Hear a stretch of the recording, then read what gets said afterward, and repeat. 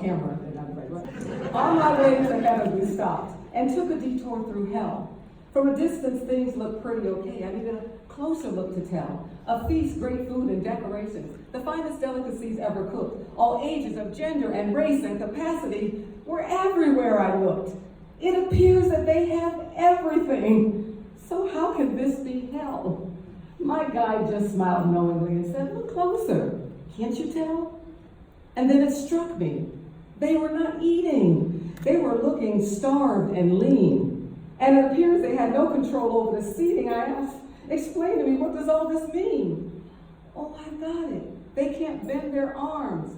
Look more carefully, said my guide. The spoons to which each has been given is long enough to feed the person on the other side.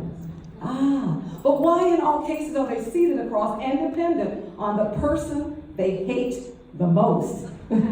He said the intensity of the hatred has bonded them. They're stuck together now, said my host. You see, life was and is a workshop. From each situation, there's a lesson to discern. But the greatest is understanding the power of love and hate. That was the basic lesson that each was to learn.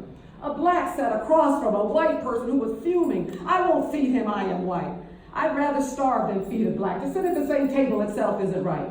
And the black glared hatefully at the white. All whites are devils and racists. I would rather die myself than help even one white subsist. Well, it's beneath me to feed a thin beggar in rags, said the rich who sat across from the poor, while the poor gazed loathingly at the plump rich and said, from me you won't get any more.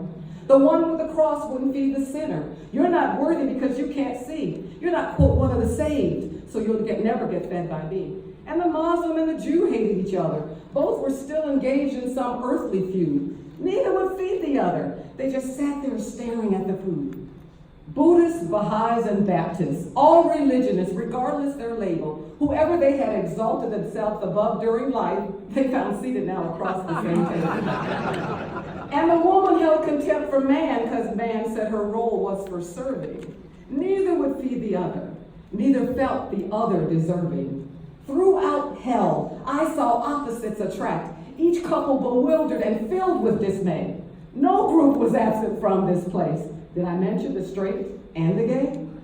Each hatred seemed greater than the one before. Which was worse? I can't rightly say. Because after a while, hate is just hate. I don't think I'll ever forget that day. I asked to leave. It was too depressing. My sensitivity to the hatred made me just want to cry. Is everyone who can't resolve their hatreds here, I asked? My guide said no. Just those who wouldn't even try. Surprisingly, the setting in heaven was identical, except the bonds of love seemed to control the seating. And although everyone was happily talking when I arrived, each stopped and offered me a personal greeting. The heavenly figure approached me and said, heaven has a special place for you, because while alive, you worked on your prejudices. Take a seat. You'll know what to do. Love begets love, and hate begets hate. What an interesting final accounting. Love or hate? The choice is yours. Just remember, someone else may be counting. And you may end up with people who feel just like you. And wouldn't that be the only fair thing to do? Think about your life now. Be honest. With yourselves confide. Are there some changes that you can make while time is still on your side?